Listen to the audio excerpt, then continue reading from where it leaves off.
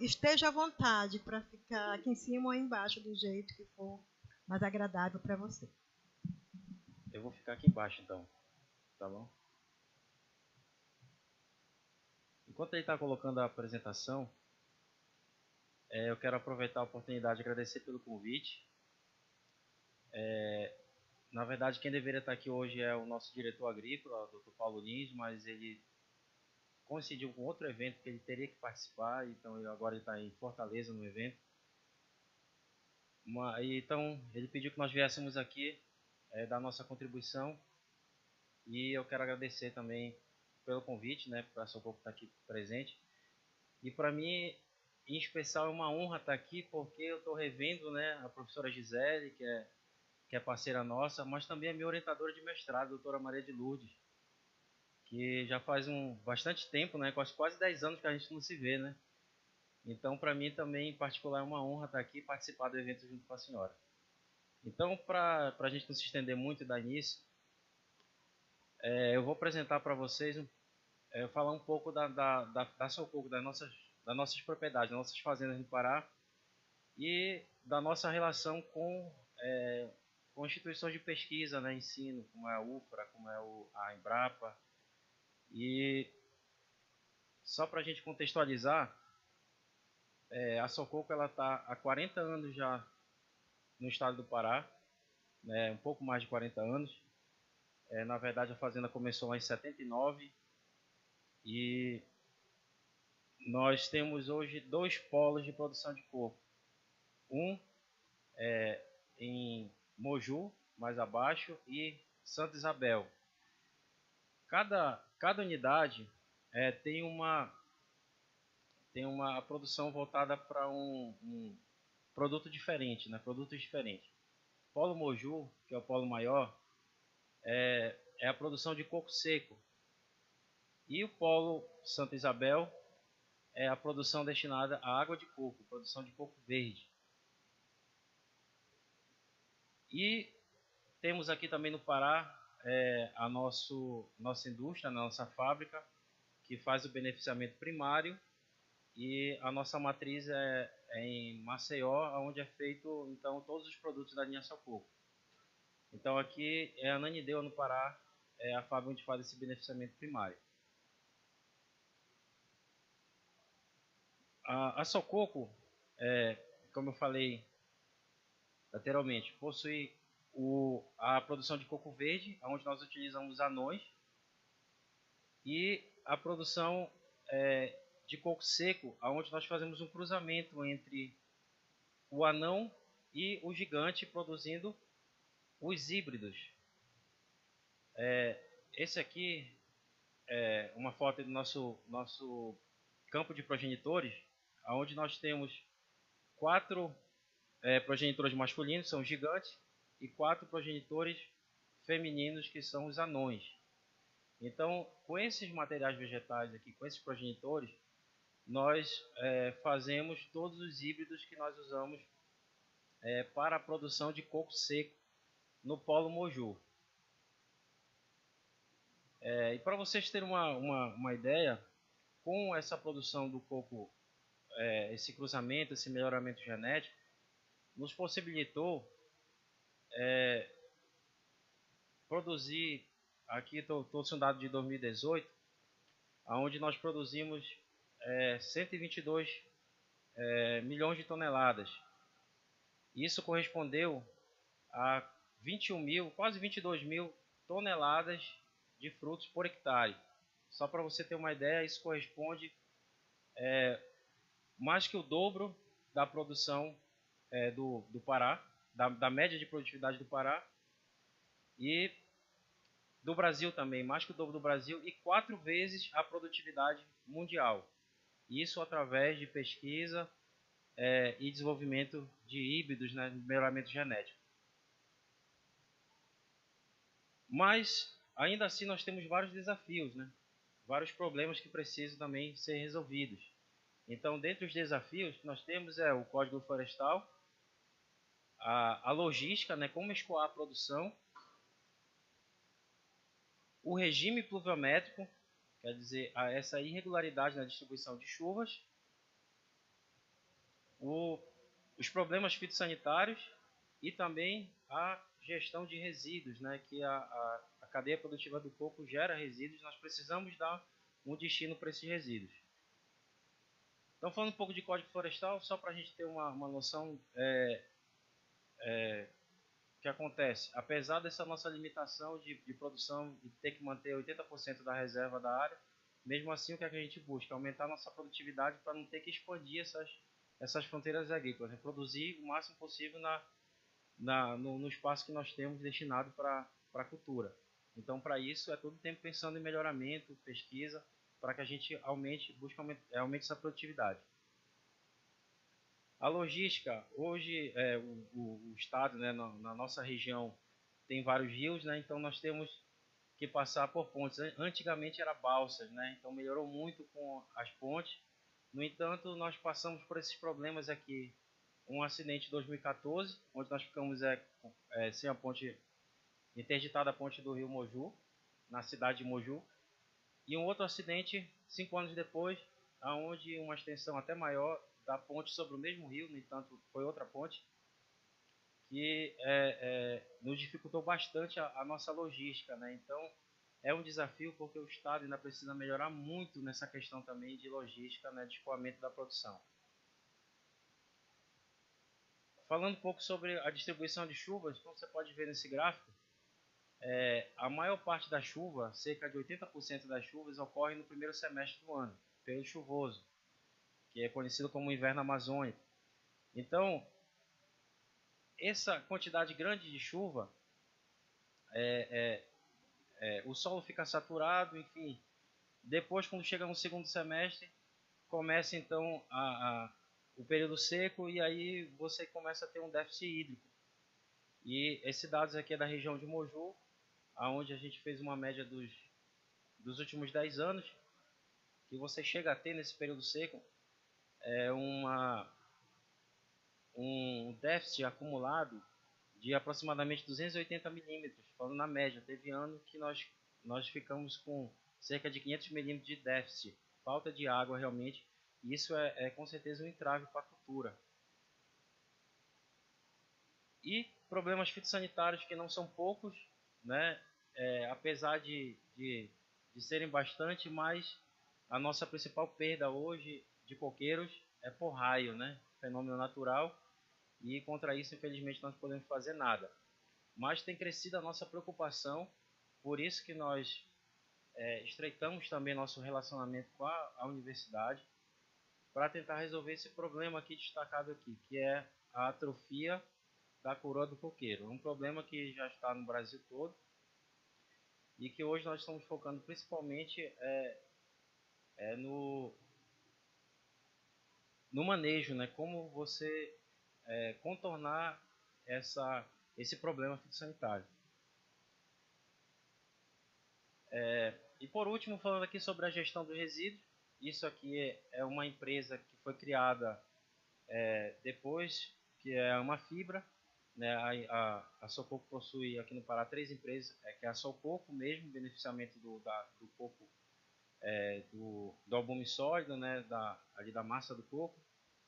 A segunda empresa, que é a Aqua, onde você tem o beneficiamento da água de coco, e a Ama Fibra, onde você tem o beneficiamento da fibra.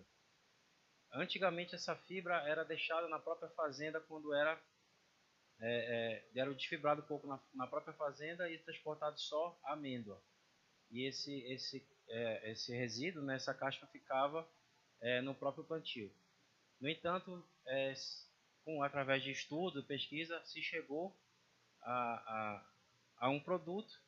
Então essa aqui é a parte da fábrica onde beneficia, onde nós tiramos esses produtos, que é a fibra de coco, que é utilizada como substrato para jardim, floriculturas, produção de mudas, e também a produção de biomantas e biorolos, né, que é utilizado para conter erosão. Então isso aqui é tudo produto que era um resíduo que virou um produto. E em relação à casca de coco verde, que é um problema, principalmente em regiões onde você tem praia, onde você tem uma ideia, 80% de um coco verde é casca, 20% é água. Então, gera um resíduo tremendo. Mas como uma maneira de amenizar isso, também nós montamos no polo produtor de água de coco um triturador, onde essa casca é triturada e misturada com cama de frango para acelerar o processo de decomposição. Posteriormente é levado para uns pátios de compostagem, formando pilhas. E esse material aí, com cerca de 45 a 60 dias, esse material então já está com a relação CN diminui, então você já consegue utilizar ele no campo, né? Então ele é distribuído de volta para o plantio, aonde você vai melhorar então as condições biológicas, físicas e também químicas do solo. Então isso também chegamos nesse manejo através de pesquisa e continuamos estudando ainda. Então, para que a gente conseguisse vencer e continuar vencendo esses desafios até aqui dos 40 anos de história da Sococo, a gente sempre contou com parceiros. E esses parceiros são a Universidade Federal Rural da Amazônia, né, principalmente na pessoa da professora Gisele, que está aqui conosco, ela vai falar um pouco mais também dessa parceria. Também do professor Mário, na área de nutrição. Temos projeto também na área de fertirrigação e irrigação. Também a professora Thelma na parte de entomologia agrícola. E a Universidade também de Alagoas, que é parceira nossa também, a Embrapa Tabuleiros Costeiros e Embrapa também Amazônia Oriental. A doutora Alessandra Boari também tem se dedicado muito no estudo com atrofia, juntamente também com a equipe da UFRA.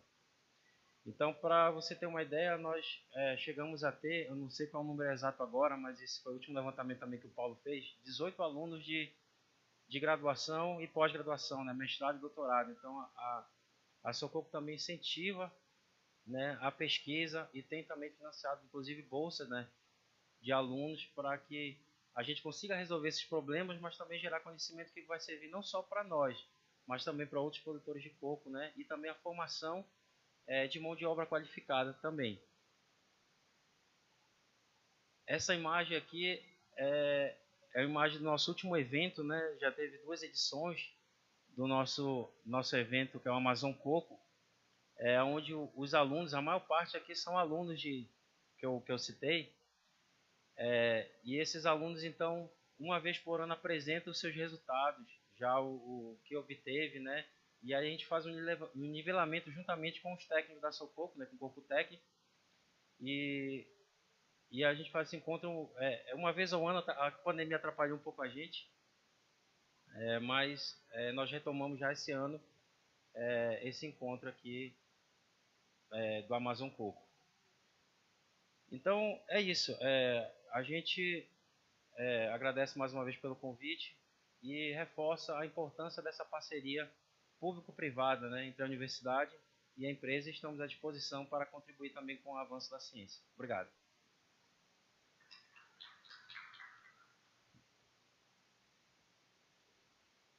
Obrigada, Samuel. Olha, foi um prazer quando você me falou ontem que você vinha substituir o Paulo. Olha que legal. Olha isso.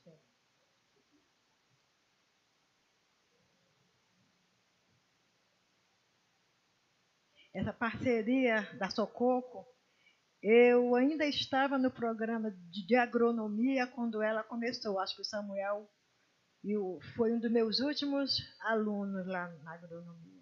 Bem, agora, para continuar a apresentar essa parceria da Sococo com a Universidade Rural da Amazônia, eu gostaria de chamar a professora Gisele Barata.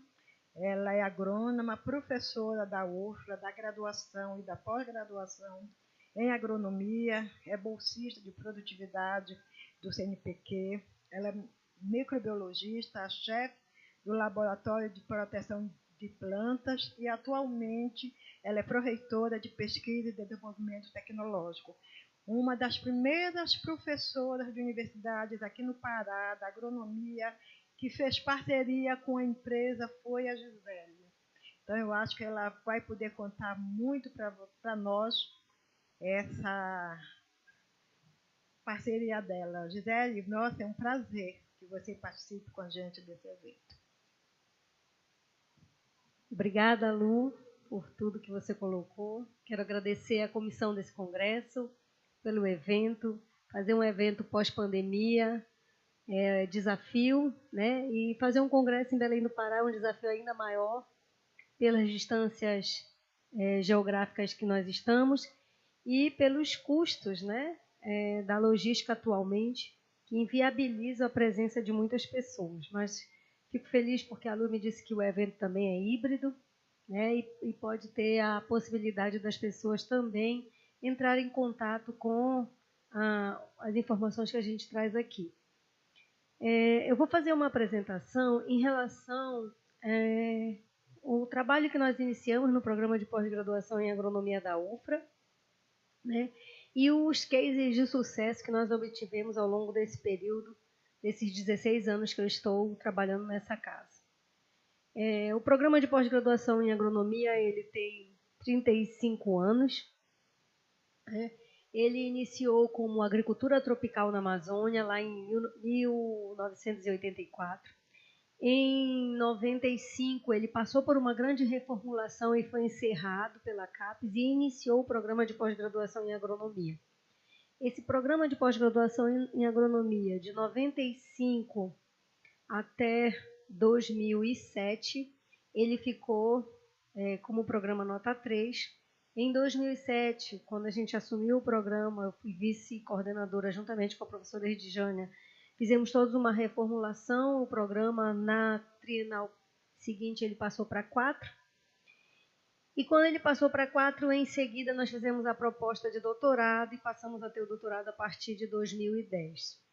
E iniciou a primeira turma em março de 2011. Com isso, um dos gargalos que nós percebemos era que muitas das teses do programa eram feitas de maneira desconectada com o setor produtivo das principais cadeias produtivas da Amazônia. E essa foi, então, uma busca para que nós passássemos a fazer pesquisa alinhada às demandas de mercado.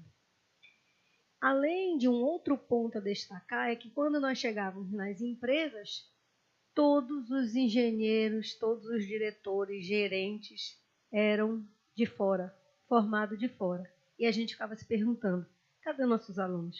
Cadê os nossos titulados? Onde eles estão? Por que eles não estão ocupando esse local aqui? E aí voltamos para a universidade e vamos mudar esse cenário. Como vamos mudar?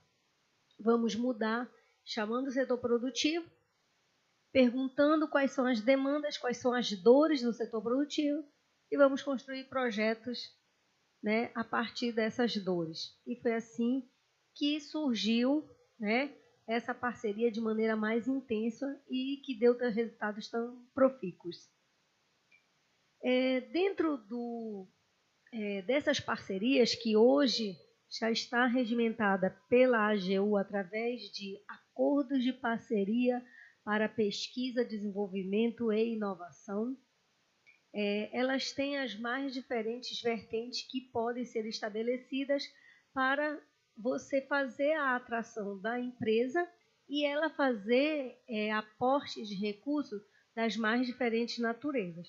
Não necessariamente ela precisa fazer um repasse para a universidade, mas ela pode beneficiar os projetos através de bolsas, através do custeio da pesquisa, através do pagamento de manutenções de equipamento e através, muitas vezes, do que a gente pede, que são as capacitações de aluno em determinadas técnicas fora do estado do Pará. Então, essas possibilidades estão todas mapeadas, né, dentro das possibilidades do apoio financeiro direto, né, e quais as oportunidades de fomento para projetos de PDI. Você pode ter desde recursos não reembolsados, recursos reembolsáveis, subvenção econômica, recursos humanos, investimentos obrigatórios, capital de risco, investimento direto, título de dívida. No caso das parcerias para pesquisa e desenvolvimento entre empresas e a universidade, você obrigatoriamente precisa seguir o modelo da AGU de acordo de parceria para pesquisa, desenvolvimento e inovação. E aí você pode ter a natureza reembolsável, com repasse, e não reembolsável. Quando a empresa ela faz o pagamento direto do custeio do trabalho. Não é que ela vai dar o dinheiro na mão do professor. Não, ela faz o pagamento da bolsa do aluno, ela faz o pagamento da passagem, se a gente quiser fazer captação, ela faz o pagamento da manutenção dos equipamentos, e isso também traz benefícios significativos. E, diga-se de passagem, tem sido a maneira mais célere de estabelecer essas parcerias, porque os instrumentos jurídicos, na maioria das vezes, se houver repasse, eles são mais morosos. Que usar o recurso público é algo bastante difícil, e a universidade também captar esse recurso do setor privado para dentro da universidade também é moroso. Nós já falamos aqui, então vamos à questão da Sococo. O que a gente já tem na Sococo de produto? A gente tem 4 teses de doutorados defendidas, nós temos 5 dissertações e 5 TCCs concluídos. Mas nós temos em andamento 6 teses em andamento, sendo 4 de mestrado e 2 de doutorado, e nós temos 4 alunos de graduação atualmente. A Sococo ela é a maior parceira hoje do setor do agro, do programa de pós-graduação em agronomia.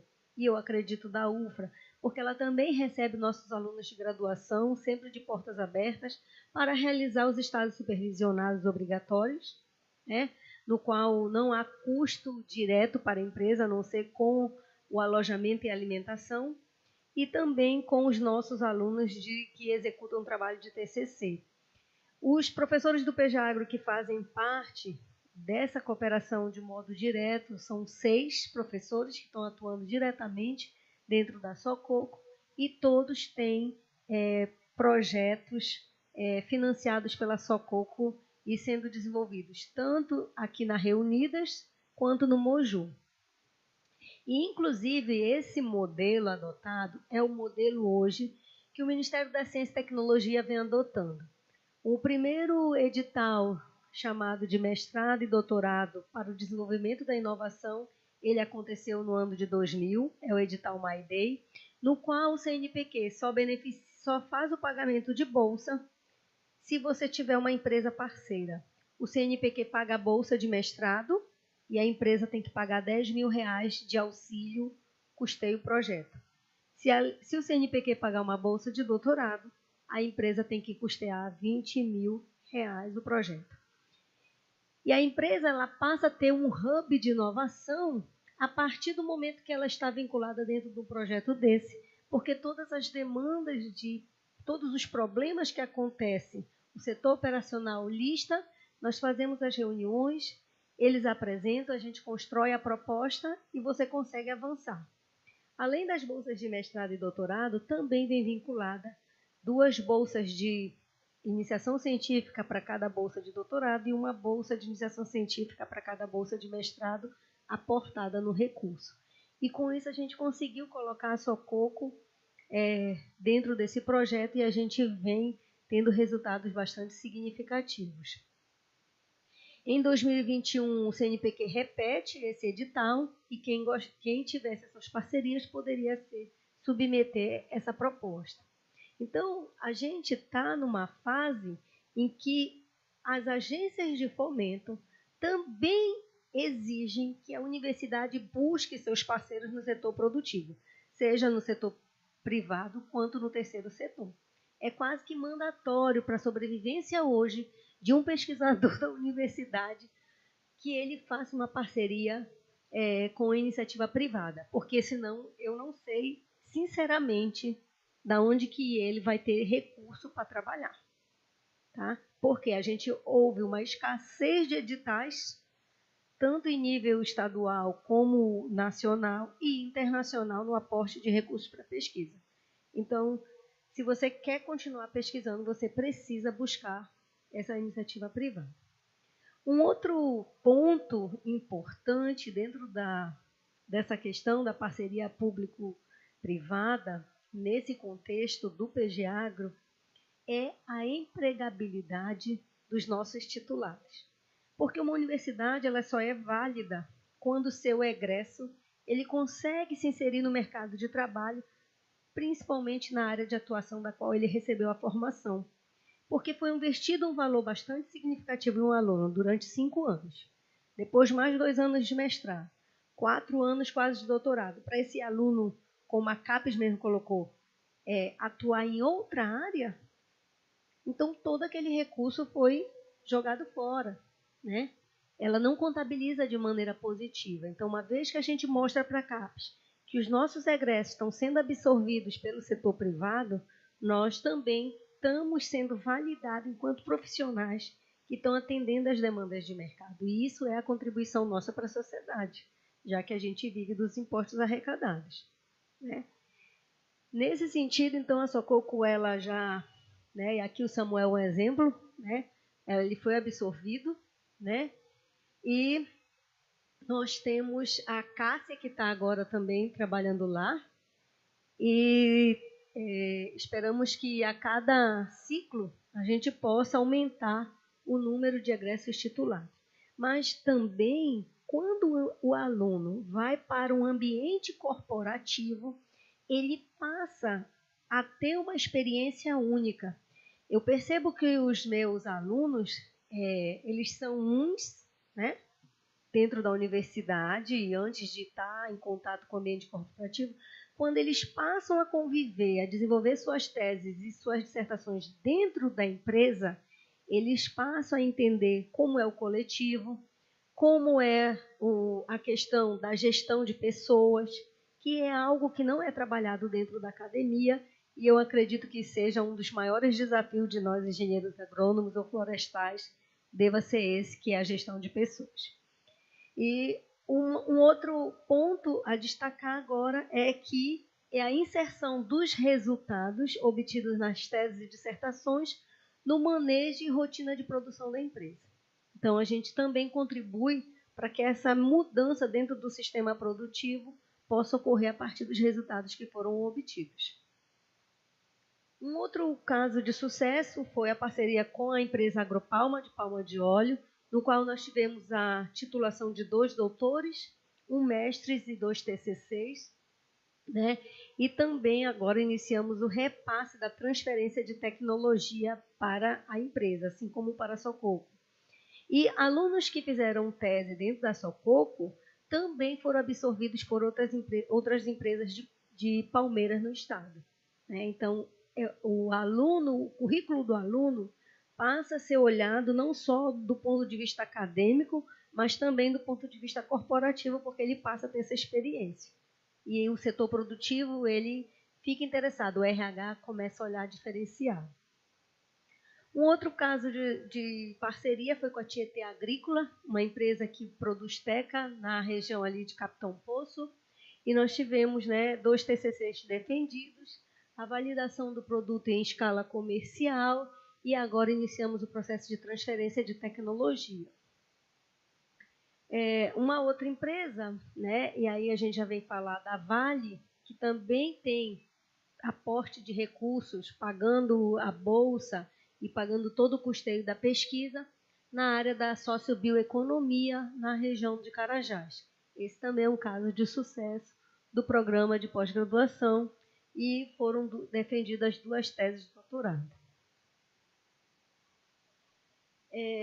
Outras culturas importantes para das cadeias produtivas do estado do Pará, pimenta do reino e açaí, lá no Sementes Ornella, que é do Cid Ornella, a gente já teve lá uma tese de doutorado defendida na cultura do açaizeiro, buscando o ajuste e a demanda hídrica da cultura do açaizeiro para estabelecer o processo de irrigação de maneira mais parametrizada, porque a irrigação do açaí era feita muito tentando ajustar de outras palmeiras e também pelo conhecimento empírico, e a partir dessa tese você passa a ter um referencial científico para ser adotado. E na questão da pimenta é a transferência da tecnologia para o manejo da fusariose. Uma outra empresa parceira do PG Agro foi a Tropoc. Ela iniciou a parceria em 2020 através do professor Joaquim, na área de irrigação e fertirrigação. E hoje a gente tem dentro da Tropoc 3 teses de doutorado acontecendo, 2 de mestrado, e nós temos também alunos de graduação fazendo seus trabalhos de TCC. A Tropoc não é uma empresa de produção de semente. A Tropoc é uma empresa que ela compra pimenta do reino e exporta, mas ela precisa que os seus cooperados sigam um padrão de produção para que o produto atenda às exigências do mercado internacional. E é por isso, então, que ela banca o desenvolvimento dessas pesquisas para que ela possa disseminar entre os seus cooperados.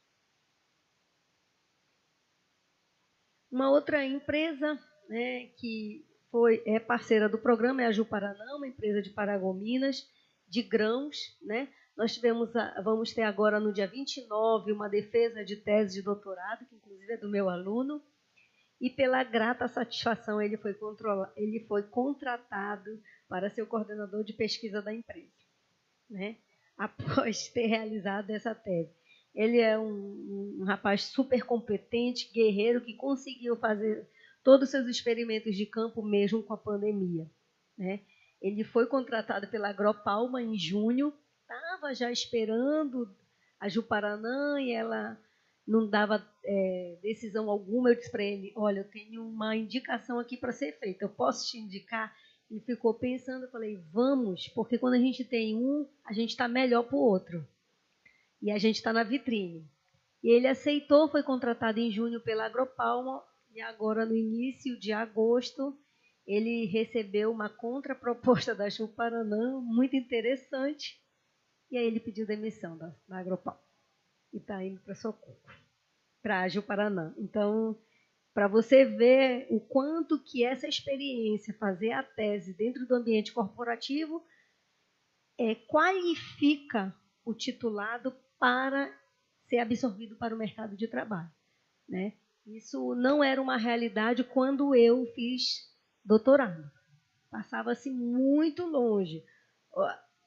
A empresa estava lá e a gente estava aqui fazendo nossos trabalhinhos. Sabe Deus se um dia essa empresa iria escutar o nosso trabalho de tese.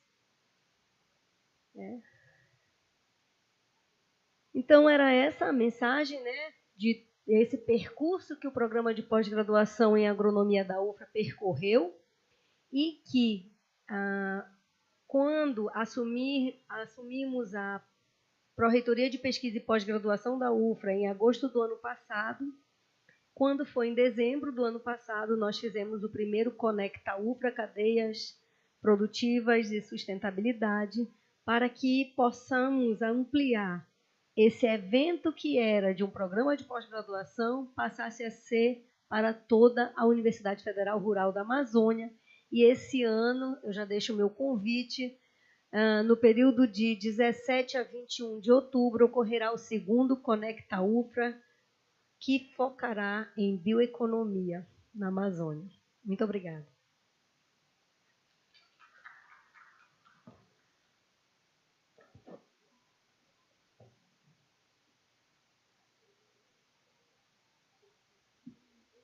Obrigada, Gisele. Gisele, lembra que o primeiro evento que nós fizemos, o PPG, a AG e o Bionorte, aquelas empresas, e depois nós nos separamos, né? Mas a gente já vinha conversando bem. Agora nós vamos fazer uma pequena mudança, porque o professor Gonzalo está com uma agenda apertada, e nós vamos chamar o professor Gonzalo Henrique Velasco Henriquez. Ele é professor da universidade, né? Ele é responsável pelo UNBTEC, ele tem mestrado em política científica e tecnológica pela Unicamp e o doutorado em desenvolvimento sustentável pela UNB. O professor é consultor de diversas instituições nacionais e internacionais.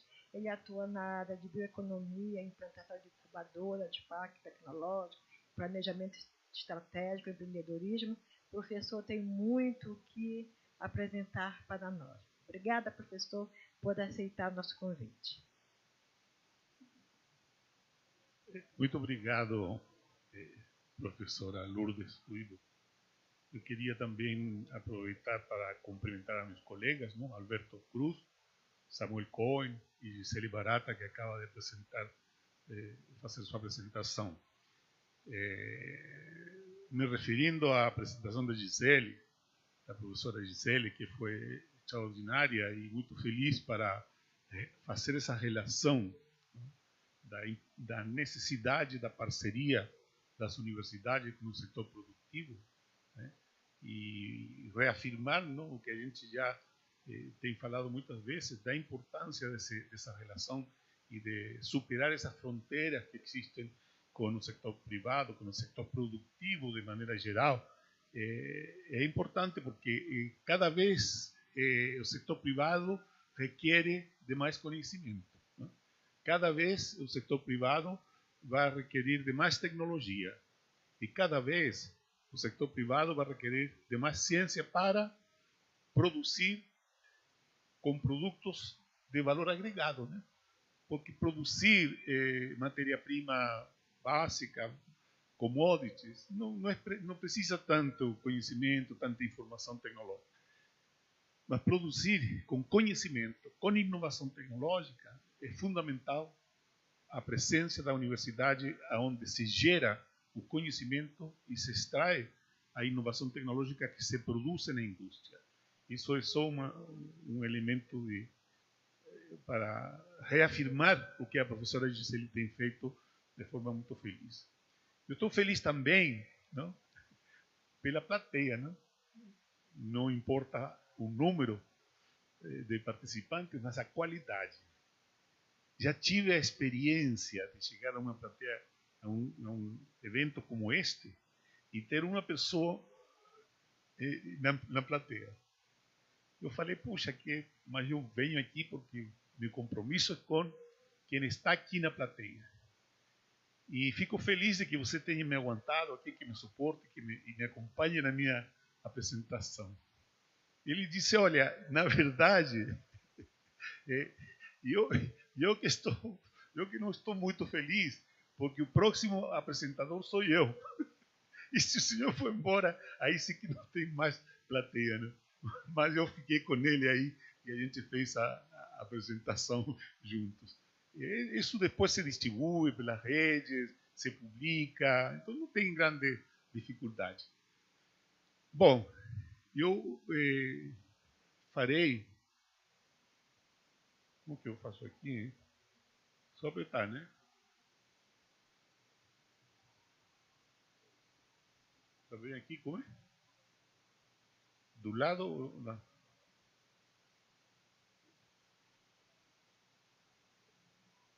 Eu só sabe qual lado. Ah, tá. Aí avança, né? Tá. Então, eu fiz a minha apresentação em duas partes, que eu vou mencionar agora, não? Eu apresentei um trabalho aqui no Congresso, que é Estimativa e Valorização da Biodiversidade, um recurso estratégico da Amazônia. E eu fiz um pequenininho roteiro que procurarei atingir os 20 minutos que me foram dados, não? E dividi em duas partes o trabalho. Primeiro, a importância da biodiversidade, a biodiversidade no planeta, como ela é importante, como ela é fundamental para o nosso modelo produtivo na Amazônia e particularmente no Pará, como ela vem a ser o futuro da nossa região em termos econômicos. Segundo, terceiro, o valor econômico da diversidade. Quanto custa, quanto vale, qual é o preço dessa biodiversidade. E um elemento fundamental, como se estabelece a necessidade de desenvolver a bioprospecção na exploração, uso e conservação da biodiversidade. Para depois terminar um pouco com o que já foi dito muito bem pela doutora Gisele, que é a interação da universidade e o setor produtivo para aproveitamento da biodiversidade. O foco meu é a questão da biodiversidade, o patrimônio genético que nós temos. E, nesse sentido, a importância da biodiversidade e sua estimativa, né? A biodiversidade de caráter estratégico. Assume um caráter estratégico principalmente como matéria-prima das biotecnologias mais avançadas. Ela será o insumo, está sendo o insumo para produzir droga, para produzir remédio, para produzir outros produtos baseados na biodiversidade. Assim, tem duplo significado enquanto elemento essencial de suporte à vida e reserva do futuro. A biodiversidade, segundo a maioria dos autores, deve ser tratada como um recurso global, que deve ser registrado, usado e principalmente preservado, já que o crescimento explosivo das populações humanas está desgastando o meio ambiente de forma acelerada.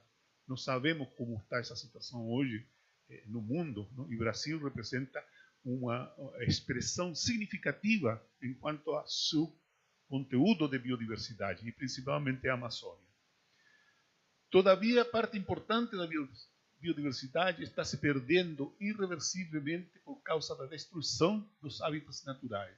Dessa forma, é necessário, o quanto antes, adquirir conhecimento, tecnologia e implementar políticas de conservação, aproveitamento ou desenvolvimento para o futuro. Isso é fundamental para nossa realidade amazônica. Quais são as estimativas, mais ou menos, sobre a biodiversidade? Existem cálculos aproximados, em torno de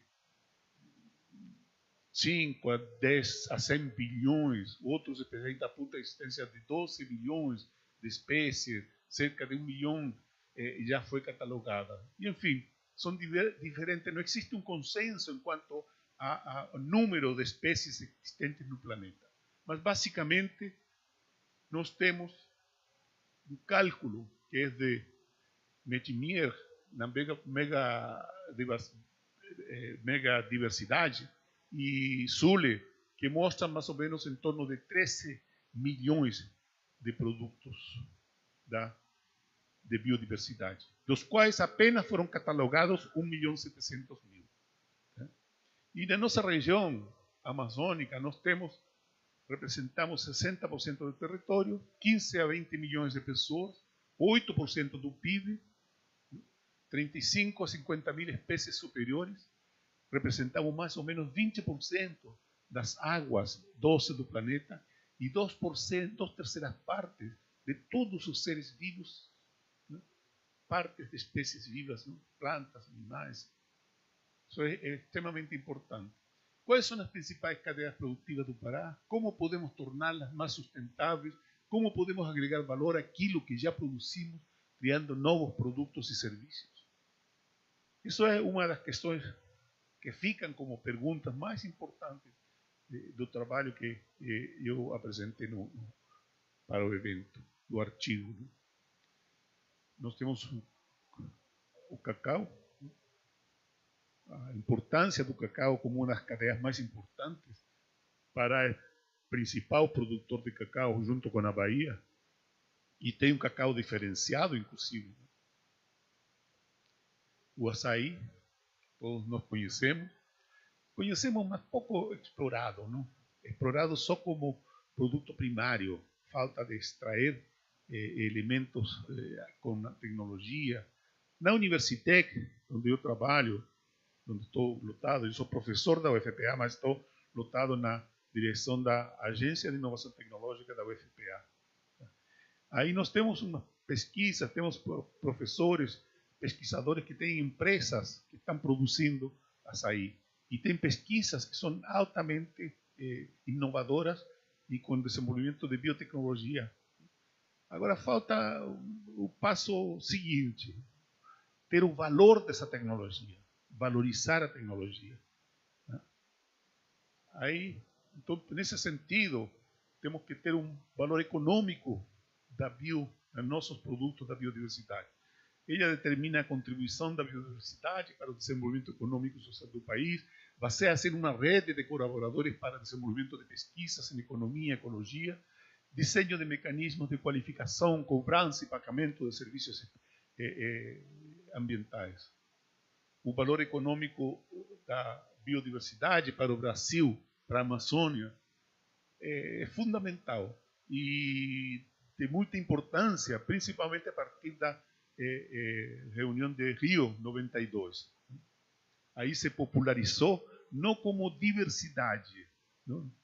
Aí se começou a utilizar a biodiversidade no sentido de, através da bioprospecção, encontrar possibilidades de recursos, de opções para aproveitar economicamente a biodiversidade. Isso com parceria dos sectores privados, com parceria de instituições.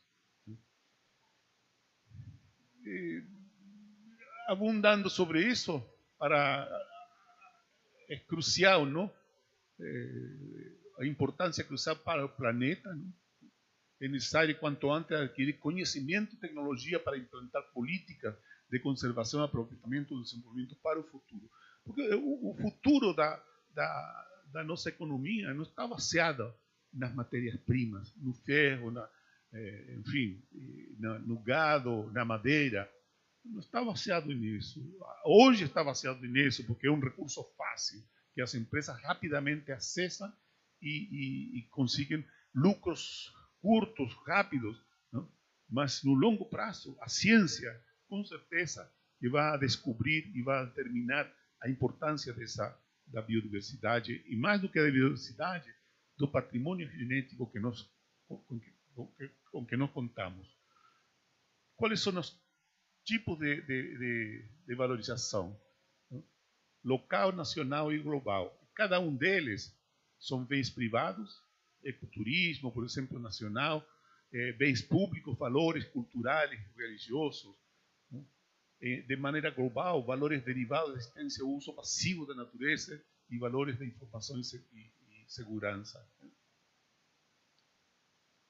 Segundo esse escritor, Peirce e Moran, a valorização da biodiversidade está classificada valor econômico total, valor de não uso e valor de uso direto, ou valor de não uso. Tem uma fórmula aí que a gente explica aí, e aí está mais desenvolvida. Uso direto, produção diretamente consumível, alimentos, biomassa, saúde, etc. Uso indireto, benefícios funcionais, controle de cheias, proteção contra tempestades, ciclos, valor de opção, valores de futuro, diretos e indiretos, biodiversidade, hábitat conservados. E valores de não uso, valor de uso e de não uso de ligados ambientais, habitat, prevenção de mudanças irreversíveis. Valores de não uso, então, valor de existência também. Valor de conhecimento de existência contínua. Habitat, espécies genéticas dos ecossistemas.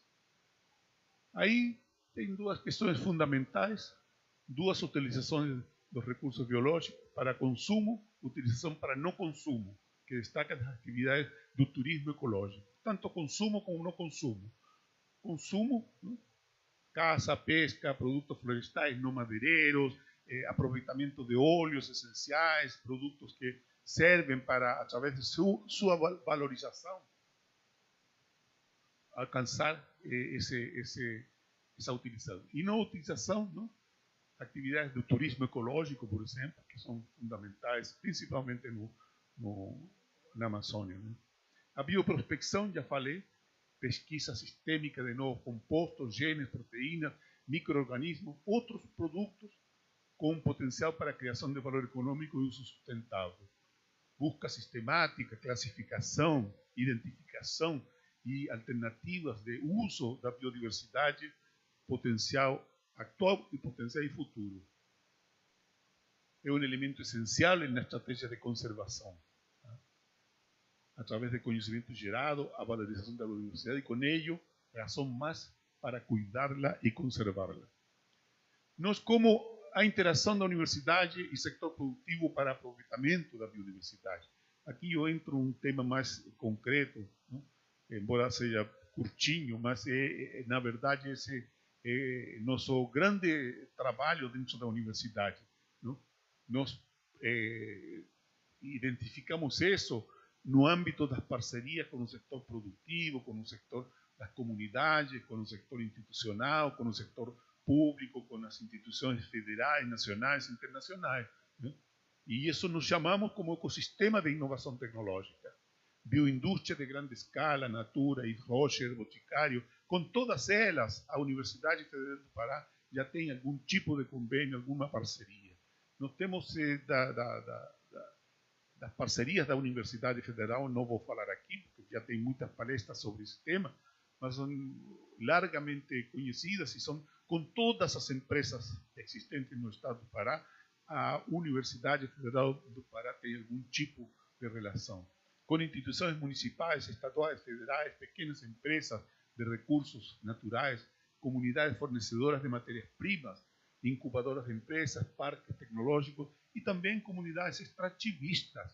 Isso é fundamental. A biodiversidade está sustentada com essas comunidades que protegem, que guardam e que procuram hoje, em uma nova relação, aproveitando a tecnologia, agregar valor aos produtos. Então, nossa relação com o âmbito externo da universidade é um amplo leque de parcerias que a gente estabelece. Como se faz tudo isso também? Através, como disse, parques tecnológicos, incubadoras de empresas para a geração de produtos com valor agregado, usando laboratórios, universidades, centros de pesquisa e empresas. E nesse relacionamento, veja como é interessante este de um autor chinês, que mostra as diferentes fases pelas quais passa nossa relação com as empresas, com a indústria. E são basicamente 3 fases. Não? E nós nos identificamos. Quando eu cheguei na Universidade Federal do Pará, fiz concurso em 92, uma coisa assim, nós estávamos implantamos a incubadora de empresas da UFPA, e o primeiro que fizemos, estávamos na fase 1, esse fluxo de tecnologia entre a universidade e o setor produtivo. Nós estávamos apenas com programas de treinamento, simpósios, publicações, apoio de tese, bolsas de pesquisa e doações. Era uma coisa muito básica, muito simples que a gente fazia com relação ao setor produtivo. Depois, na fase 2, já houve um trabalho de patentes. Nós temos um escritório de patentes hoje. Nós temos mais de 180 patentes depositadas e temos em torno de umas 20 patentes internacionais já concedidas. Não? Nós temos contratos de pesquisa, fizemos consultorias, intercâmbio de pesquisadores, e nós já estamos na fase 3, que é a integração e parcerias, parques tecnológicos, incubadoras, conselho consultivo empresarial, programa de parcerias tecnológicas e reformas curriculares, fundamentalmente enfrentando um grande problema, mais do que um problema, um grande desafio, que é promover o empreendedorismo.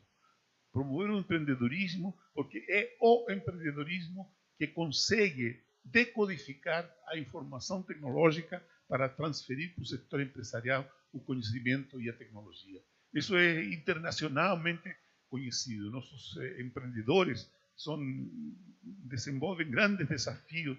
Muitos deles são empreendedores por necessidade e muitos outros também por habilidade, enfim, por afinidade. Mas nós temos muito empreendedor por necessidade no Brasil. A Universidade Federal do Pará, para vocês terem uma ideia, 80% dos alunos da UFPA são alunos de escassos recursos. São alunos que não têm recursos para estar numa universidade, e a universidade tem que carregar esses alunos. Imagina quantas pessoas não conseguem nem chegar na universidade para serem depois pesquisadores, para entrar numa empresa, para trabalhar. Enfim, é muito importante o trabalho da universidade. É muito importante a pesquisa que nós fazemos, principalmente nestes momentos tão críticos que o Brasil passou pela Covid-19. As empresas e principalmente as universidades públicas estiveram presentes, realizaram pesquisa, promoveram alternativas, produziram remédios, produziram acompanhamentos importantes nesse processo todo. E, bom, nessa trajetória que nós temos com o setor externo da universidade, nós temos diferentes tipos identificamos, não, nessa tela aí, nessa rede, diferentes tipos de atividade ou de conhecimento ou de relação ou de trajetória dos atores dos ecossistemas com os quais nós trabalhamos. Né? Você vê aqui, acho que aqui, aí está. Ainda não tem. Aí, não aponta, não? Aponta para cima. Não. Tudo bem. Aí nós temos, por exemplo, centros, institutos de ensino superior, centros de ciência e tecnologia. Você vai ver aí que eles são fortes, não? Essa linha azul, eles são fortes em inovação tecnológica, são mais ou menos em política pública, menos em meio ambiente e pouco em inclusão social. Aí cada um deles, por exemplo, as comunidades, são muito fortes em biodiversidade, muito fortes em conhecimento tradicional, em meio ambiente, essa linha vermelha que está sendo aí nesse hexágono, né? Mas eles são muito pobres em inovação tecnológica. E a gente fez um trabalho que caracterizou todos eles, identificou a sua contribuição em cada um desses tópicos, em inclusão social, em biodiversidade, em política pública, em inovação tecnológica, em conhecimento tradicional. Esse foi esse trabalho que a gente fez nos permite nos relacionar com todos esses sectores, porque a relação da universidade com o setor produtivo não é apenas com as empresas. Hoje cresceu muito. Aquela tríplice hélice, não, que se discutia, já não é tríplice, já é quádruple e quíntuple, né? Porque antes era universidade, setor público e empresas, eram três, né? o tríplice. Agora são comunidades, logo são instituições, logo são organismos internacionais, logo são organismos não governamentais, enfim, se criou uma rede muito maior daquela famosa tríplice que foi discutida muito na década de 90. E, bom, a conclusão mais importante desta análise revela que a maioria dos estudos da biodiversidade considera a estimativa da sua valorização uma pré-condição necessária para qualquer discussão sobre a distribuição da riqueza da biodiversidade. Assim, a importância de definir a valorização econômica da biodiversidade deve ser das preocupações crescentes de pesquisadores, empresários, pois a partir dessa definição será possível, entre outros aspectos, determinar como pode ser aproveitada comercialmente essa biodiversidade, como impedir sua destruição e mostrar que a floresta em pé tem maior valorização que a floresta derrubada. Assim, essas conclusões sobre a estimativa e valorização da biodiversidade nos permitem entender a importância desse recurso estratégico para o planeta. Então, essa seria a minha apresentação. Agradeço muito pelo tempo e fico à disposição.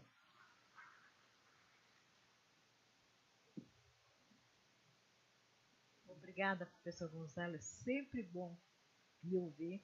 Nós, professores, pesquisadores, que não estamos muito ligados no empreendedorismo, né, à biotecnologia, às vezes a gente acha que empreender tem que ser ideias novas, a gente tem um pouquinho de medo, então é sempre bom nós apreciarmos essas palestras e aprender um pouquinho. Bem, nós só vamos ter mais 2 palestrantes. A nossa colega que vinha fazer uma das palestras, ela não vai poder comparecer. Então, agora nós vamos ouvir uma rápida palestra da professora Lourdes Ruivo, que por acaso sou eu. Eu sou pesquisadora do Museu Guild, da área de Ciências da Terra e Ecologia, eu sou bolsista de produtividade. De formação, eu sou geóloga, mas meu mestrado e meu doutorado foi em agronomia. Eu fiz mestrado aqui na UFRA, quando ela era ainda Faculdade de Ciências Agrárias.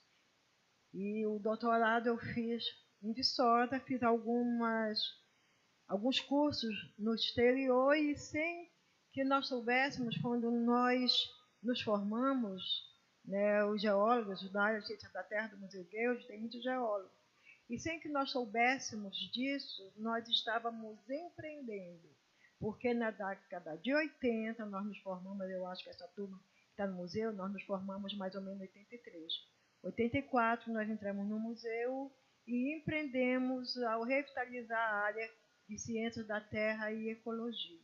Na época, nós nem pensávamos, nós nem conhecíamos o que era empreendedorismo e nós fomos para frente trabalhando com geologia ambiental, depois ciências ambientais, e cada um foi depois se especializando em alguma coisa diferente, uns em agronomia como eu, outros em geoquímica, outros foram trabalhar com arqueologia, outros foram trabalhar com gestão, e nós, assim, conseguimos fortalecer nossa coordenação.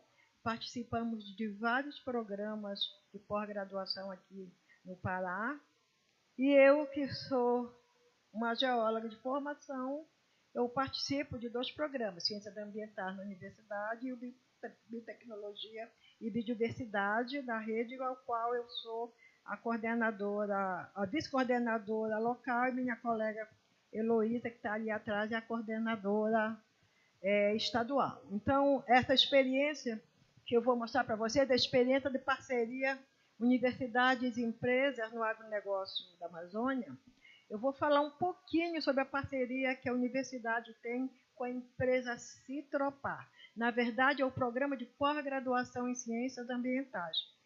Essa cooperação com a Citropar é a primeira experiência que o programa de pós-graduação tem efetivo com uma empresa. Nós participamos de um edital na universidade, que foi um edital, acho que foi o 2º edital de doutorado em inovação do CNPq.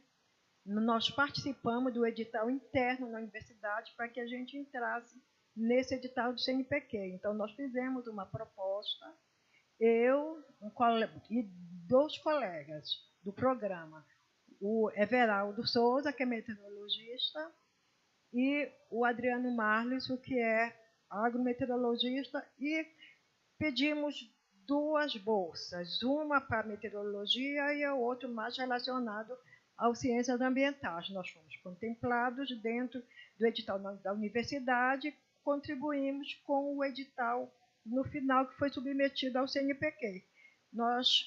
Foram 2 programas, o Ciências Ambientais com a parceria com a Citropar e o de Engenharia Elétrica com a parceria com o CIEMES, com o qual eles já tinham muito tempo a parceria. A nossa foi a primeira experiência. Eu vou pedir ajuda, porque eu sou péssima em tecnologia. Eu vou pedir aqui ajuda dos meus colegas para passar para mim. Pode passar. Então, a chamada interna da universidade, nós concorremos com o projeto de contribuição para o uso racional da água de irrigação na cultura da lima ácida em plantios comerciais. Então, como é que era? Nós tínhamos que ter uma empresa que desse um auxílio financeiro, era um pequeno auxílio financeiro, mas para nós foi muito grande. Além do auxílio financeiro, a Citropar nos deu auxílio de infraestrutura, que isso é muito bom. E o CNPq nos deu 2 bolsas. A segunda palestra, logo após de mim, vai ser do meu aluno de doutorado, bolsista desse projeto, que é funcionário da UFRA. E, como eu já falei, nós tivemos 3 pesquisadores, e agora nós estamos com um colaborador da Embrapa Amazônia Oriental, a professora Ludieta Martorano, que é a nossa colaboradora no projeto. O projeto começou só com 2 bolsistas, 3 pesquisadores, mas está dando tanto frutos que nós já temos um colaborador. Vamos passar, por favor. Uma das bolsistas, ela entrou já depois, quando o projeto estava andando. Então, ela está na fase de qualificação.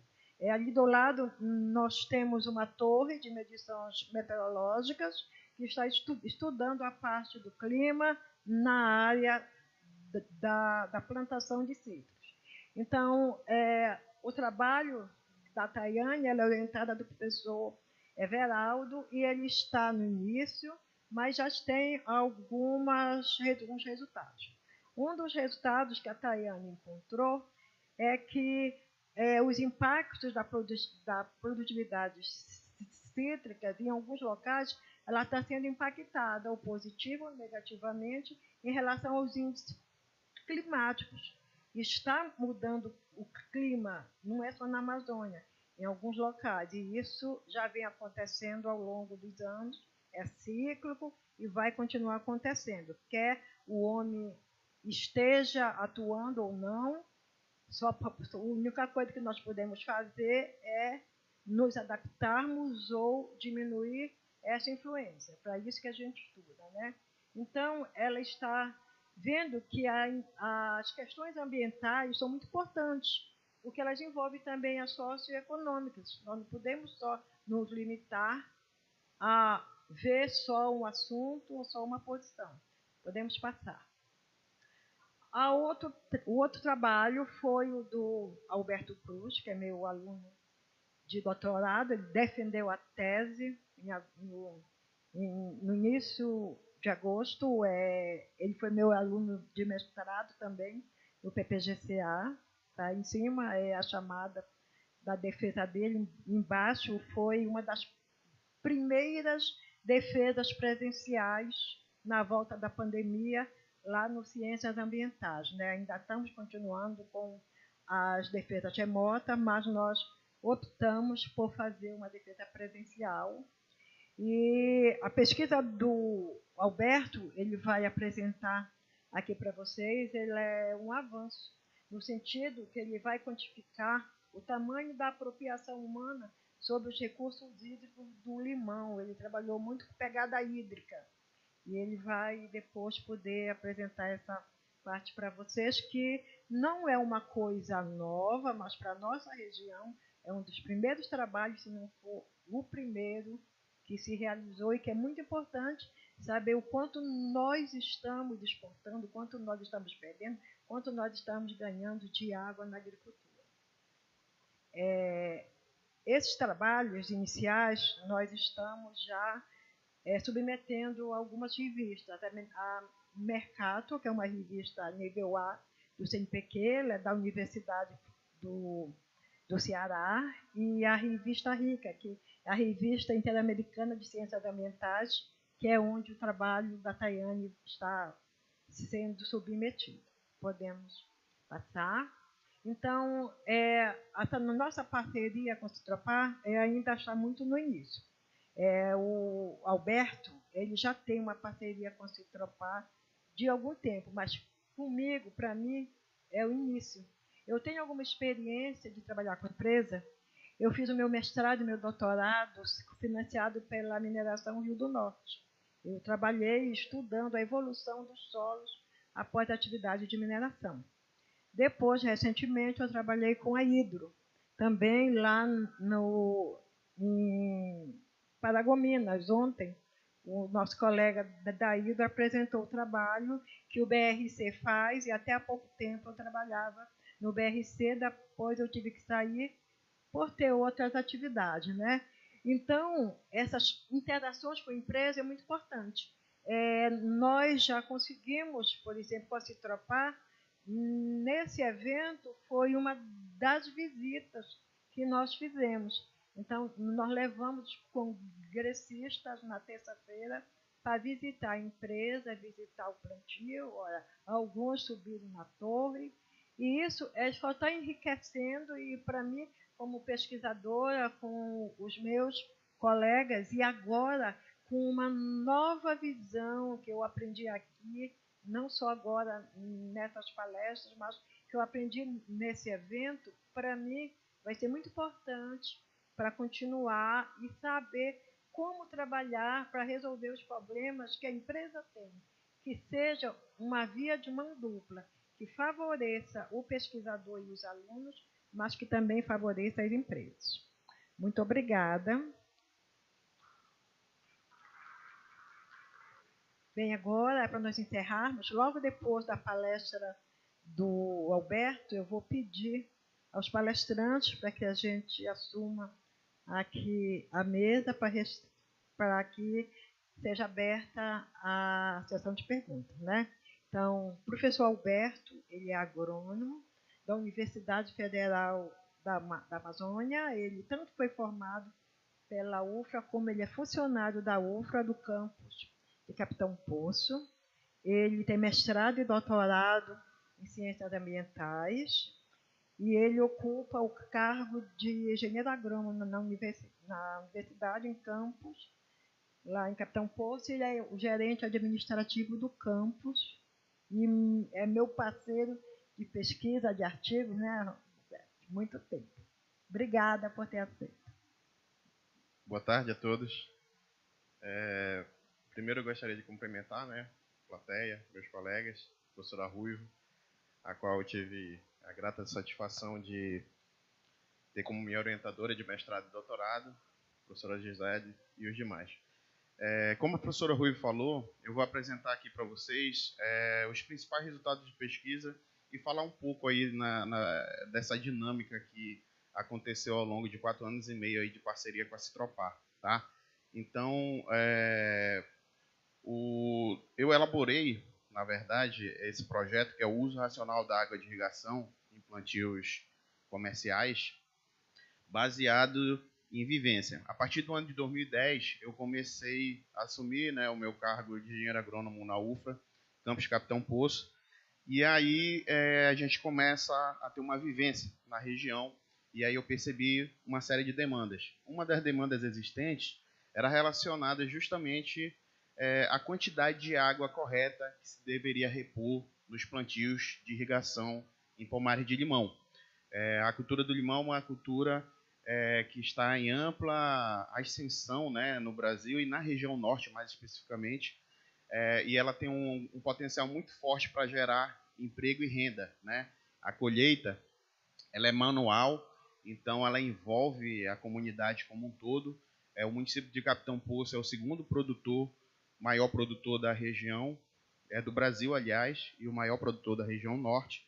Então, é uma cultura bastante interessante. Eu vou mostrar um pouco de resultados agora para vocês, tá? Então, a minha pesquisa, ela partiu da premissa da escassez de água mundial, né? Apenas uma pequena porcentagem da água no mundo ela é doce, e uma pequena parte dessa água doce está disponível, tá? O Brasil ele tem um papel de destaque nesse cenário de disponibilidade hídrica, mas, apesar dessa ampla disponibilidade, a gente tem uma série de variabilidades climáticas que fazem com que nós tenhamos regiões com ampla oferta e outras regiões com bastante déficit hídrico, tá? Concentradas principalmente na região Nordeste. Trazendo o foco para a Amazônia, 80% de toda a riqueza hídrica que existe no país, que já é um país rico em disponibilidade hídrica, ela se concentra na Amazônia. Entretanto, a Amazônia é um ambiente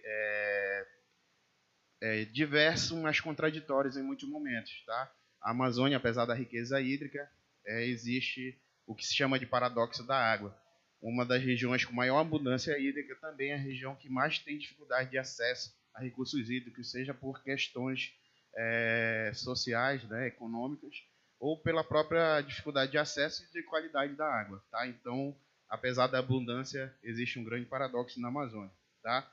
E a Amazônia também, ela é sabidamente um ambiente que está sujeito a diversas pressões exploratórias, né? Seja por ocasião de exploração madeireira, sucedida tradicionalmente, né, pela questão da exploração pecuária, e mais recentemente pela expansão da fronteira agrícola, né, que faz com que as pressões sejam fortes, tá?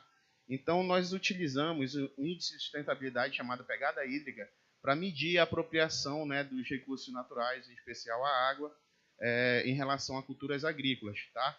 Porque cerca de 80% de toda a pegada hídrica, né, que existe no globo, ela está ligada à produção de alimentos, tá?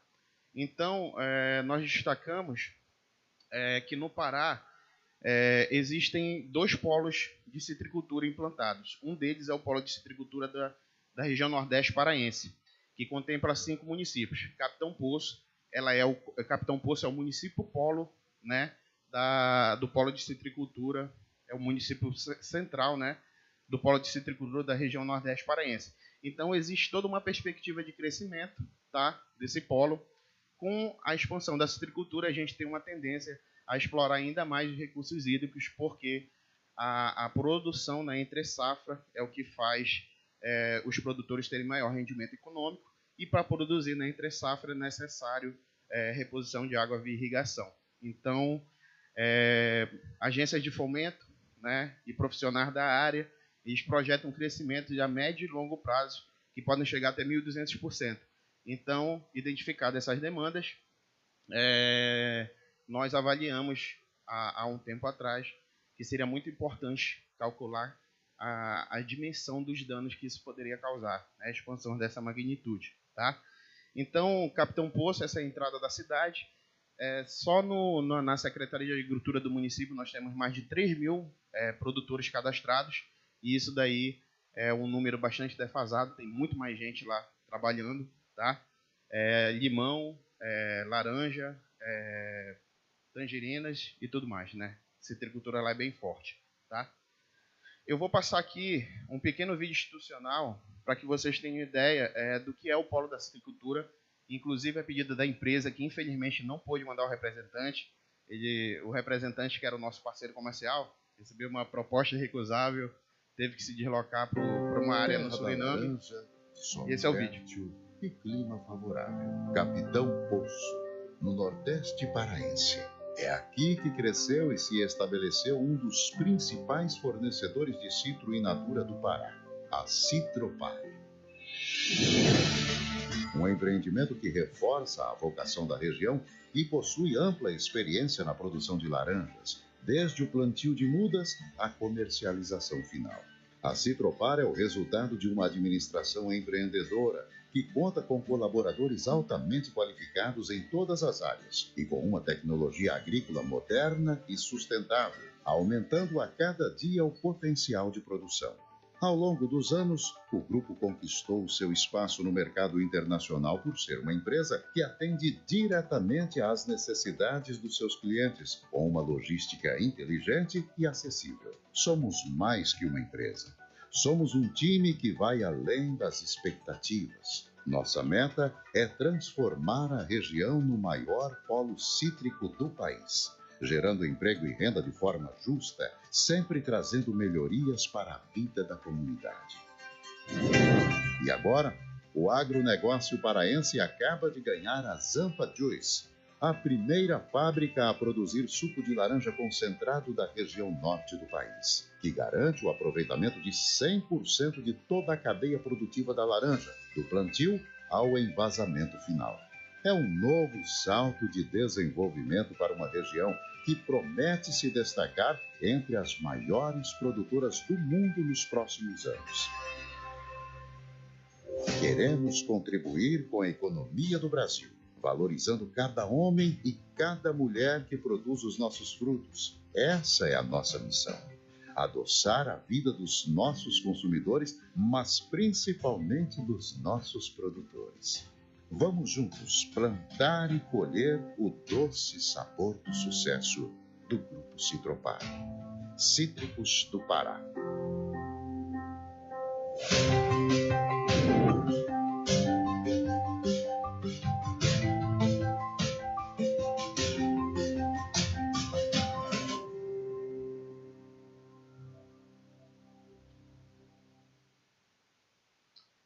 Então, gente, esse daí é o vídeo institucional da Citropar. Eu passei esse vídeo a pedido da empresa, tá? E ele retrata bem assim o que é a realidade do município de Capitão Poço, que gira em torno, a economia local gira em torno da citricultura. Então, de lá sai produto para diversas regiões do país, norte, nordeste, centro-sul, sudeste e demais regiões, tá? Então, por que a gente se dedicou ao limão? O limão é uma cultura com uma importância social, econômica e ambiental muito forte, tá? Ele é um produto consumido grandemente no mercado interno, mas ele também tem um viés de exportação muito, muito acentuado, tá? Ele é exportado principalmente ali para a Holanda, né, que é a porta de entrada para a Europa, e também vai para a Espanha, Portugal e vários outros países. Então, essa característica de ser um produto de exportação agrega valor e faz com que ele se torne ainda mais interessante lá para os produtores na região, tá? Essa foto, essa imagem aqui abaixo, ela mostra um crescimento que houve de 2001 a 2017 de mais de 320% de expansão nas áreas. Então, está em franca expansão, tá? Então, um produto bastante interessante, tá? Então, aqui é a geolocalização da torre, né, agrometeorológica que nós instalamos no meio de um pomar, né, de plantas cítricas, tá? Isso é um talhão de 12,5 hectares, tem mais de 100 talhões só nessa fazenda, tá?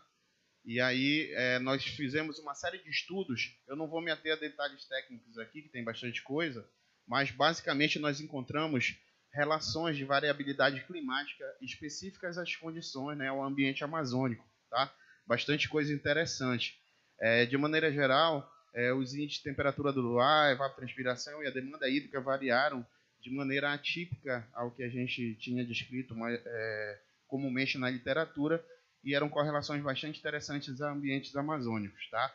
Mas o que a gente descobriu aqui, que o fator água, né, por a gente estar na Amazônia, é um fator menos limitante, e a evapotranspiração da planta foi governada basicamente pelo saldo de radiação, tá? Outro fator interessante é que, por também nós estarmos em condições amazônicas, mesmo com uma redução acentuada no volume de chuvas, essa redução acentuada não foi capaz de gerar déficits hídricos. Então, a planta ela desenvolve seus processos fisiológicos numa situação confortável em relação à disponibilidade hídrica, tá? E isso também foi bastante interessante, tá? Um outro resultado da nossa pesquisa, que eu gostaria de destacar, é justamente esse daqui, né? São os resultados principais, que é justamente o consumo hídrico, né? Ao longo do experimento, tá? Então, as nossas plantas, elas evapotranspiraram mais no período menos chuvoso do que no período chuvoso, né? Então, a lógica direta de raciocínio, ela levaria a gente a pensar que quando a gente tem maior disponibilidade hídrica, a planta teria uma evapotranspiração maior. Mas isso daí não foi verdade, tá? No nosso experimento, a evapotranspiração foi bem superior no período menos chuvoso, tá? Isso daí governado principalmente por um saldo de radiação. A lógica, o raciocínio direto, ela levaria qualquer um a pensar que as nossas plantas demandariam menos água, por exemplo, do que nos municípios paulistas, onde a precipitação média é bem menor. Mas a realidade é que no estado do Pará, apesar da abundância hídrica, nós temos muito mais evapotranspiração do que no estado de São Paulo, por exemplo. Isso daí porque nós temos mais energia disponível, né? Nós estamos mais próximo da linha do Equador, então os raios solares incidem de tal maneira que nós temos uma atmosfera muito mais demandante, tá? Isso daí também foi bastante interessante. Num outro capítulo, nós abordamos a pegada hídrica, tá? Porque existe todo um contexto mundial de aumento da demanda por alimentos, né? Impulsionados aí pelo aumento populacional. Então, nós somamos esforços, né, para tentar quantificar a pegada hídrica, né? O tamanho da pegada hídrica da cultura do limão na região. E nós fizemos uma comparação com diversos estados. O que os nossos resultados mostraram foi que a pegada hídrica ela tem íntima relação com a produtividade. Então, no estado do Pará, nós encontramos um potencial ocioso muito forte. Ou seja, nós temos ampla disponibilidade, mas a nossa produtividade não é correspondente ao melhor uso da água, tá? A melhor uso da água foi encontrado nos municípios paulistas, né? Claro que só isso não garante sustentabilidade, mas com relação à pegada hídrica, esses foram os nossos resultados. Nos municípios paulistas, a pegada hídrica é bastante reduzida por ocasião de grande produtividade. O estado de São Paulo chega a produzir em alguns municípios 60, 70 toneladas por hectare, enquanto os municípios campeões de produtividade no nosso estado produzem uma média de 30 toneladas por hectare, então é menos da metade. E isso daí faz com que nós tenhamos amplas pegadas hídricas, tá? Resumidamente, tá? Esses foram os principais resultados. Outra coisa muito importante que nós fizemos no nosso estudo foi correlacionar esses índices de sustentabilidade, né, esse índice de pegada hídrica, com outros índices de sustentabilidade da Agência Nacional de Águas, basicamente o índice de segurança hídrica, tá? E nós observamos, mais uma vez, aquele paradoxo da água que existe na região amazônica, tá? E isso daí foi observado e comprovado quando a gente observa que as regiões produtoras de limão no estado do Pará, nenhuma delas tem índice de segurança hídrica máxima e alta, que só foi encontrado, né, na região sudeste, né, em São Paulo, e também foi encontrado em Minas Gerais. Mas o estado do Pará, ele concentra os piores índices de segurança hídricas. E isso daí é aliado aos maiores valores de pegada hídrica, grandes pegadas hídricas. Então, apesar da disponibilidade hídrica, nós temos baixas produtividades, que levam a altas pegadas hídricas, e nós também temos índices de segurança hídrica bastante reduzidos. Isso daí é preocupante, tá? Então, nós somente encontramos, né, os graus de segurança máxima e alta no estado de São Paulo, tá? Então, a gente poderia fazer também algumas correlações com a parte econômica aí bastante interessantes, tá? E nós pretendemos fazer isso. O interessante também é que, apesar de nós termos um cenário de variabilidade, cerca de 52% dos municípios produtores no país têm uma relativa segurança hídrica para a produção. Então, mesmo com a expansão das áreas de silvicultura, a tendência é que nós não tenhamos grandes riscos ao abastecimento, né, de concorrência com o abastecimento das plantações e o abastecimento das cidades, tá? Ademais, nós ressaltamos aqui o agradecimento, né, à empresa que não pôde estar presente, tá? Mas esse trabalho foi fruto de uma parceria, de uma chamada pública de 2018, que era o Doutorado Acadêmico em Inovação, que buscava justamente isso, parcerias entre empresas privadas e o setor público, tá?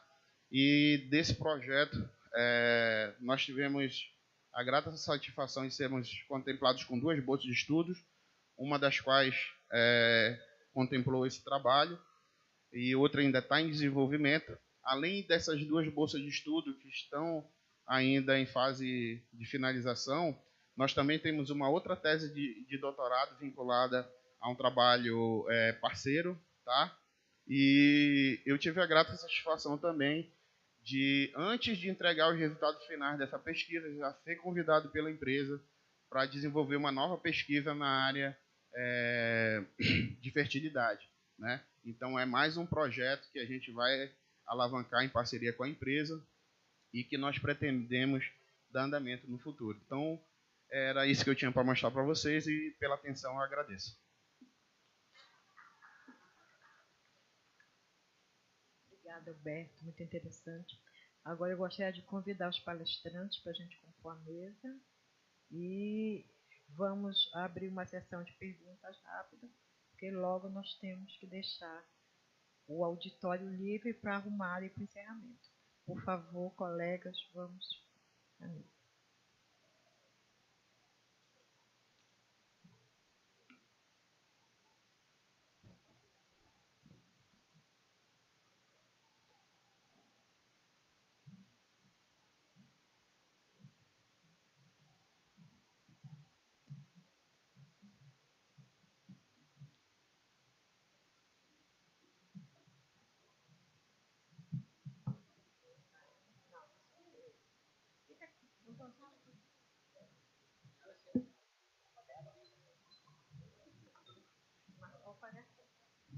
Bem, obrigada, foi muito interessante essa mesa, né?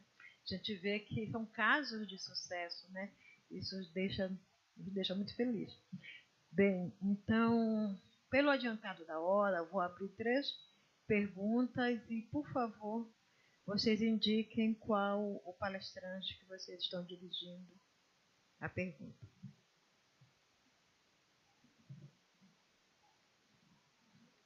Bom, posso iniciar, então? Primeiro, eu gostaria de parabenizar. Eu não assisti todas as palestras, cheguei um pouco atrasado, perdi a de Samuel, por exemplo. Não, o Samuel falou e eu não vi. Mas, com certeza, deve ter sido uma boa palestra. Já conheço o Samuel. Eu gostaria de saber do último palestrante, me desculpe os nomes, eu não gravei aqui, não registrei, mas a questão da água, porque você falou muito tecnicamente, eu não sou agrônomo. Primeira coisa. Então, assim, por exemplo, pelo que eu estou entendendo, você não coloca assim, dificuldade nenhuma nessas culturas, mesmo na extensão que tem hoje e que possa ter mais no futuro, para a segurança da água na população, para a população. Não é? Você falou que a produtividade, pelo que eu vi, é 50% da produção na região centro-sul. E qual é a expectativa que você tem dessa melhoria de produção? Você acha que é o tempo que vai trazer isso aí, que são novas variedades? Qual é a grande razão de perda? É só a água? Qual é o problema real?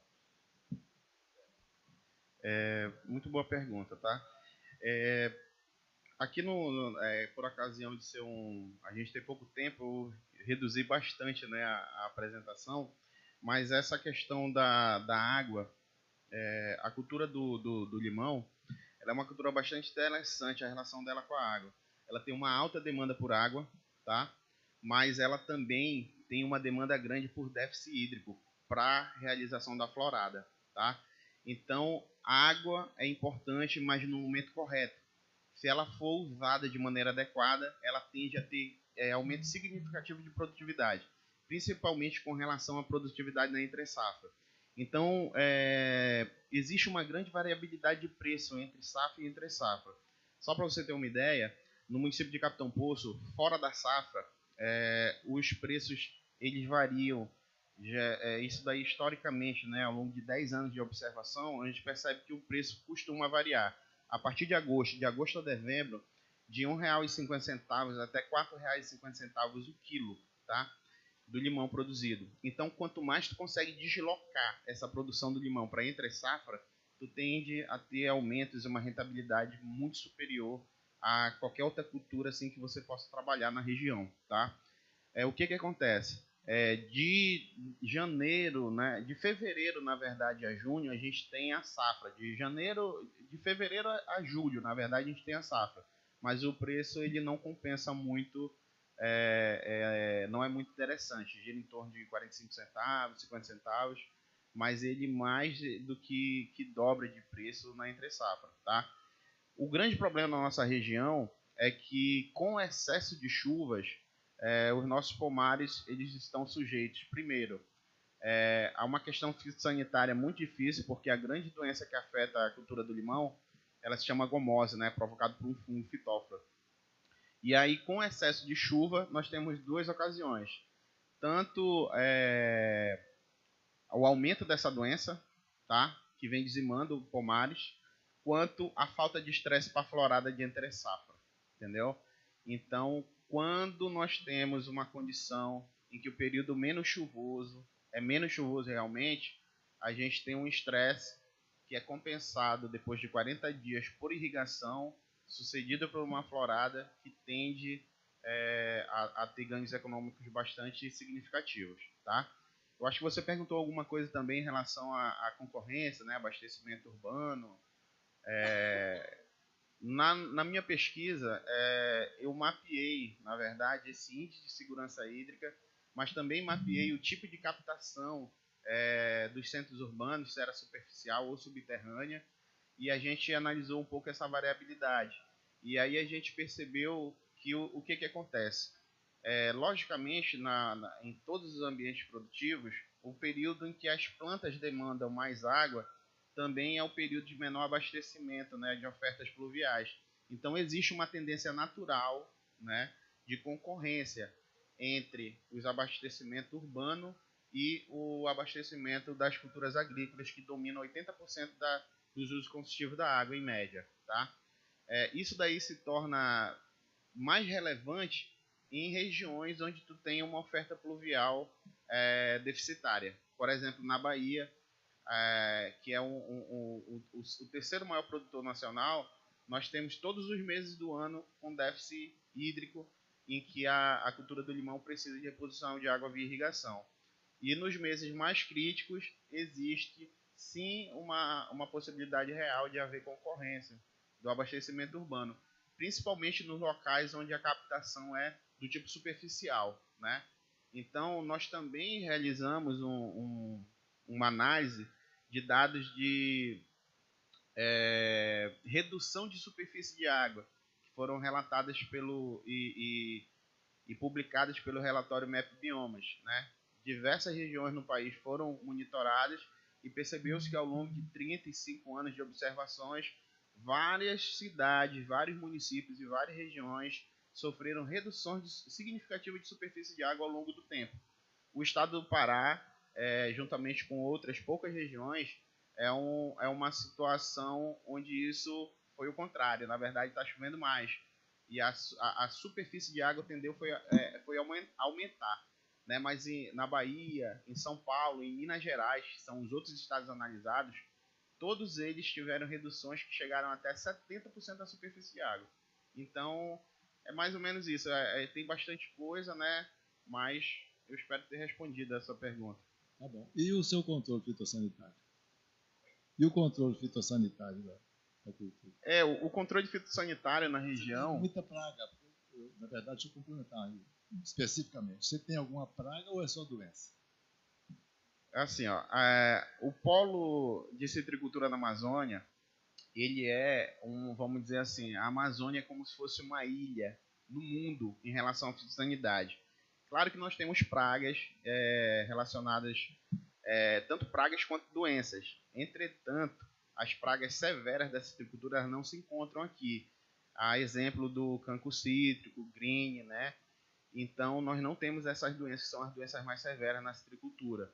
Mas nós temos, sim, doenças relacionadas a fungos, né? Em especial a gomose, que ataca fortemente o limão. Samuel, deixa eu te perguntar sobre o controle fitossanitário. Eu não sei se você falou sobre só pode ter falado sobre coco, né? Sobre a questão de... que eu fiz, na verdade, uma explanação, né, da parceria entre, principalmente, a universidade, né? Inclusive, eu mencionei também o FAO, tá? Você não estava presente, mas a gente mencionou a nossa parceria. Demorei para chegar, né? Mas eu falei de uns problemas aqui rapidamente, problemas fitossanitários, mais sobre os desafios, né, da produção de coco na Amazônia. Os desafios são muitos, né? De entendi. Controle. Os desafios são muitos, né? Bastante. Os fitossanitários estão crescendo. Olha, a Gisele talvez possa responder essas tuas perguntas. Pode então falar, meu professor.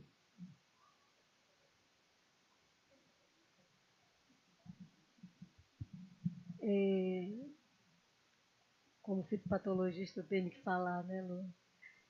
Produzir na Amazônia há de se considerar o manejo fitossanitário tal qual você considera a qualidade de semente, tal qual você considera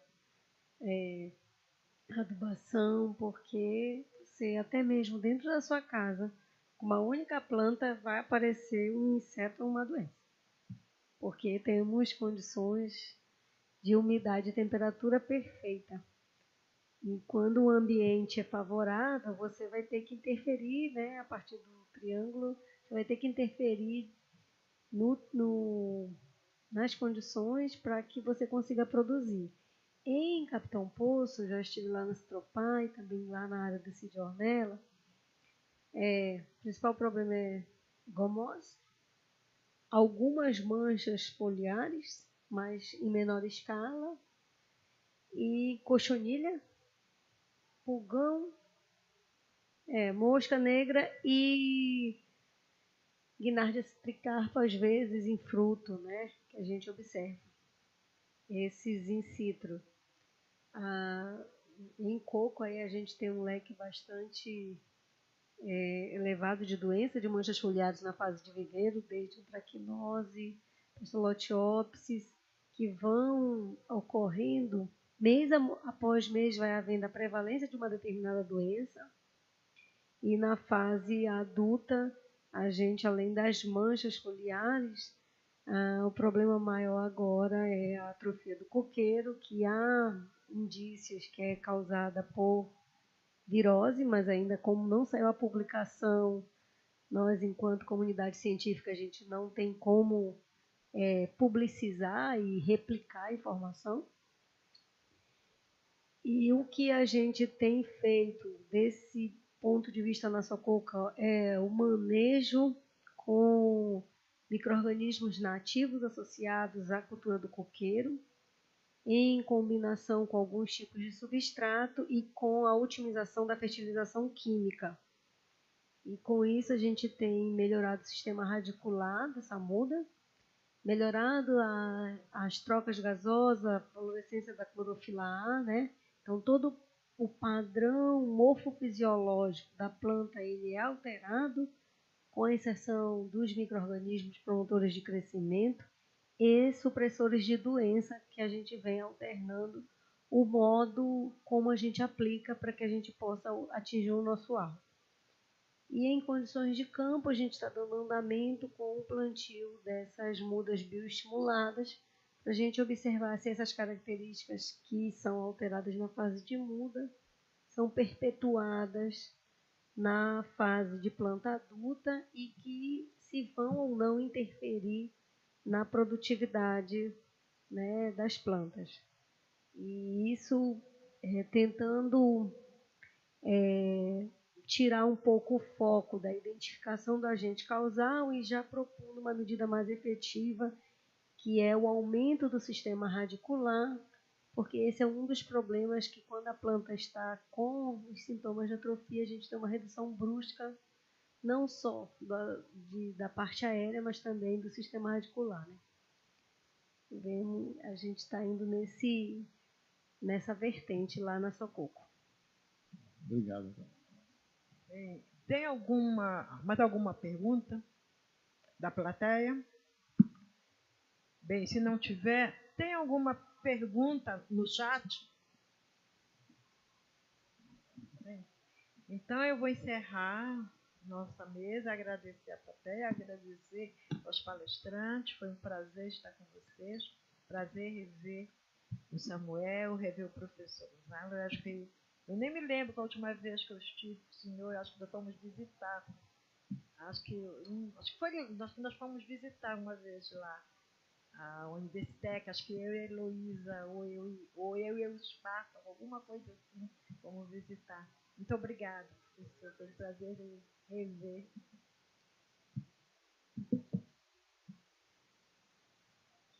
A gente fazia a mesa, né? Obrigado a todos aí pela atenção.